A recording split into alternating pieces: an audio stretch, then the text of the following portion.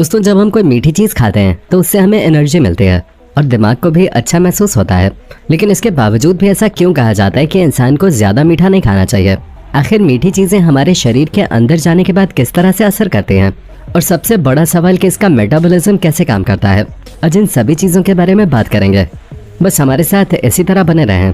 दोस्तों, सबसे पहले तो आपको ये बता दें कि कोई भी मीठी चीज़ जिसे हम खाते हैं उसे बायोकेमिस्ट्री की भाषा में कार्बोहाइड्रेट कहा जाता है और पचने के बाद यही कार्बोहाइड्रेट अलग अलग परिवर्तित हो जाता है। जैसे ही हम कोई मीठी चीज़ खाते हैं तो हमारे शरीर के अंदर जाने के बाद वो अपने सबसे सिंपलेस्ट फॉर्म ग्लूकोज, ग्लैक्टोज और फ्रुक्टोज में टूटकर हमारी आंतों से ऑब्जर्व होकर हमारी ब्लड वेसल्स में चले जाते हैं। अब इसमें से जो ग्लूकोज और ग्लैक्टोज है वो तो सोडियम डिपेंडेंट ग्लूकोज इंपोर्टर के जरिए एंटेरोसाइट में पहुंच जाते हैं और जो बचा फ्रुक्टोज है वो GLUT5 नाम के ट्रांसपोर्टर के जरिए एंटेरोसाइट के अंदर प्रवेश करता है और फिर ये तीनों ही ग्लूकोज, ग्लैक्टोज और फ्रुक्टोज GLUT2 नाम के ट्रांसपोर्टर से होते हुए हमारे ब्लड वेसल में मिल जाते हैं।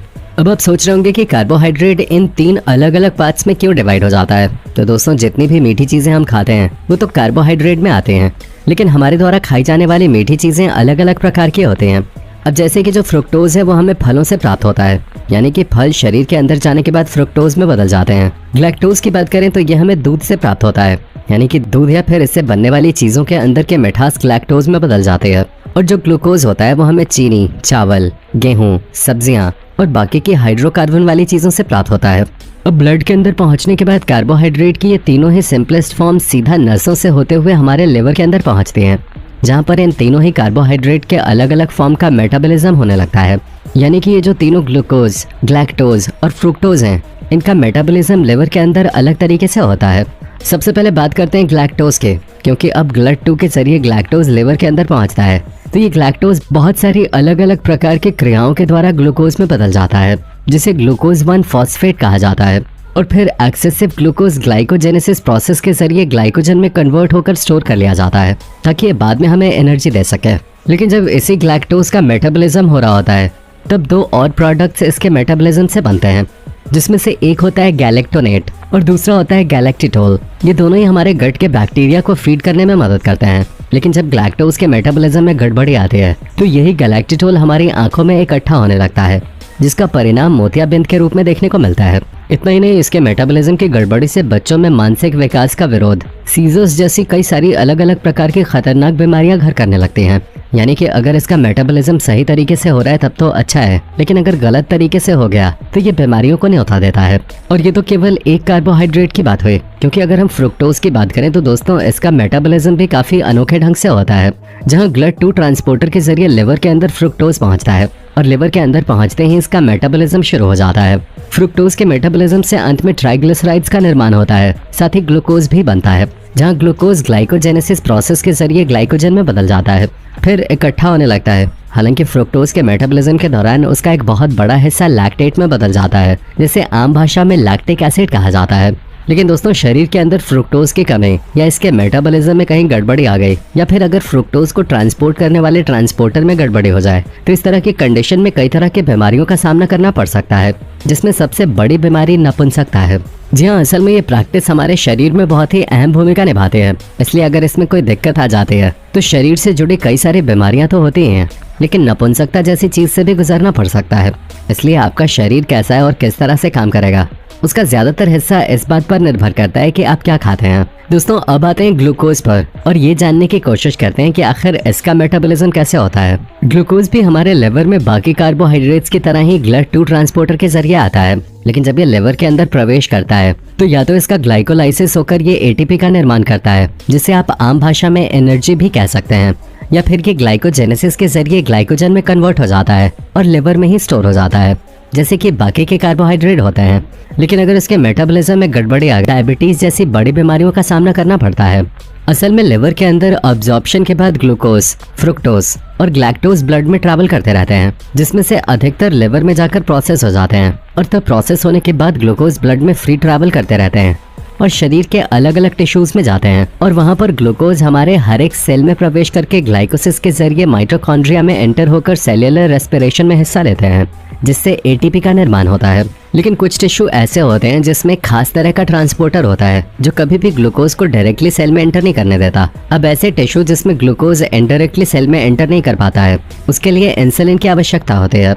ऐसे स्पेशल किस्म के टिश्यू हमारे शरीर में मसल ऑडिपस टिश्यू में होते हैं, जिनमें ऊपर एक स्पेशल किस्म का इंसुलिन डिपेंडेंट ग्लूकोज ट्रांसपोर्टर पाया जाता है, जिसे GLUT4 ट्रांसपोर्टर कहते हैं, जहां इंसुलिन आता है और इन सभी GLUT4 ट्रांसपोर्टर को खोलता है, तब जाकर इनके अंदर ग्लूकोज प्रवेश कर पाते हैं। यानी कि अगर इन टिश्यू में इंसुलिन नहीं बनेगा तो ये ग्लूकोज ब्लड में ट्रैवल करता रहेगा और पेशाब के जरिए बाहर निकल जाएगा। इसका हमारी बॉडी के ऊपर कोई भी फायदा नहीं हो पाएगा और हमारे मसल्स को एनर्जी नहीं मिल पाएगी और इसी कंडीशन को डायबिटीज कहा जाता है। आपने अक्सर देखा होगा कि जो लोग डायबिटीज से जूझ रहे होते हैं उनकी बॉडी में ज्यादा एनर्जी नहीं होती। वो लोग खाते तो हैं लेकिन खाया पिया उनके शरीर को ठीक तरह से लगता नहीं है। उन्हें वजन से जुड़ी समस्या भी झेलनी पड़ती है। और साथ ही अगर डायबिटीज वाले इंसान को कोई छोटी मोटी बीमारी हो जाए या फिर उसे चोट लग जाए तो उसे ठीक होने में भी काफी लंबा वक्त लग जाता है, क्योंकि जो सेल्स बीमारियों और चोट वगैरह के बैक्टीरिया से लड़कर उन्हें ठीक करते हैं, उन सेल्स के अंदर एनर्जी ही नहीं पहुंच पाते हैं, इसलिए उनके लड़ने की क्षमता बहुत कम हो जाती है। इसलिए जब तक इंसान का डायबिटीज कंट्रोल में नहीं रहता तब तक उसे कोई ना कोई परेशानी अपनी चपेट में लेती ही रहती है। यानी कि दोस्तों, साफ शब्दों में कहा जाए तो जितना ग्लूकोज शरीर को चाहिए होता है उतना ग्लूकोज तो ग्लाइकोलाइसिस के सेल्यूलर रेस्पिरेशन के जरिए एनर्जी में कन्वर्ट हो जाता है। बाकी का बचा हुआ ग्लूकोज ग्लाइकोजेनेसिस के जरिए ग्लाइकोजन में बदलकर हमारे लिवर, हमारे मसल्स और हमारे एडिपस टिश्यूज में जाकर इकट्ठा हो जाता है। और ये तो हम आपको बता ही चुके हैं कि जो फ्रुक्टोज होता है वो ट्राइग्लिसराइड्स में भी बदल जाता है। इसी वजह से फ्रुक्टोज से बने ट्राइग्लिसराइड्स इस फैट सेल में जाकर इकट्ठा हो जाते हैं। जब शरीर को आवश्यकता होती है और शरीर में ग्लूकोज की कमी हो जाती है तब पैनक्रियाज से निकला हुआ ग्लाइकोजन हार्मोन इसी ग्लाइकोजन को दोबारा से ग्लूकोज में बदलकर हमारे शरीर को एनर्जी प्रोवाइड करता है। इसलिए आपने देखा होगा कि अगर कोई इंसान लंबे वक्त तक खाना नहीं खाता तो भी वो जिंदा रहता है, क्योंकि इसी प्रोसेस के जरिए उसके शरीर में जो इकट्ठा ग्लाइकोजन होता है वो ग्लूकोज में बदलकर उसे एनर्जी देता है। और दोस्तों, इतना ही नहीं, हमारा शरीर अपने आप को जिंदा रखने की पूरी कोशिश करता है। तभी तो जब शरीर में ग्लाइकोजन और ग्लूकोज दोनों की ही कमी आ जाती है तब हमारी बॉडी प्रोटीन और लिपिड से इसकी पूर्ति करता है, जहां प्रोटीन और लिपिड को ग्लूकोज में कन्वर्ट करके यह हमारे शरीर को एनर्जी प्रोवाइड कराता है, जिसकी वजह से हम चल सकते हैं, बोल सकते हैं, सुन सकते हैं और अपना काम कर सकते हैं। और अगर ज्यादा लंबे समय तक खाना न खाएं तो हफ्तों भर या फिर महीनों जिंदा भी रह सकते हैं। ये सब कुछ डिपेंड करता है कि आपने अपनी बॉडी में कितना ज्यादा ग्लाइकोजन अच्छी तरह से स्टोर करके रखा है। अब तो दोस्तों आपको समझ में आ गया होगा कि किस तरह हम जो कुछ भी खाते हैं वो कार्बोहाइड्रेट 3 अलग अलग हिस्सों में डिवाइड हो जाता है और एक हिस्सा लिवर में जाकर अपने मेटाबॉलिज्म का प्रोसेस शुरू करता है, जो अगर अच्छी तरह से हो गया तो हमारी बॉडी में लंबे समय तक एनर्जी देने वाले ग्लाइकोजन स्टोर होते हैं। और अगर मेटाबॉलिज्म के दौरान कोई गड़बड़ी हो गई तो उसका सामना अलग अलग तरह की बीमारियों के रूप में करना पड़ता है, जिसमें से 2 सबसे बड़ी बीमारियां नपुंसकता और डायबिटीज हैं। उम्मीद है आपको सब कुछ अच्छे से समझ में आ गया होगा। अगर हाँ तो वीडियो को लाइक करना बिल्कुल ना भूलें और अगर आप इसी तरह की शानदार वीडियोस को लगातार देखना चाहते हैं तो चैनल को फटाफट सब्सक्राइब कर दें और बेल आइकन को दबाना बिल्कुल मिस ना करें।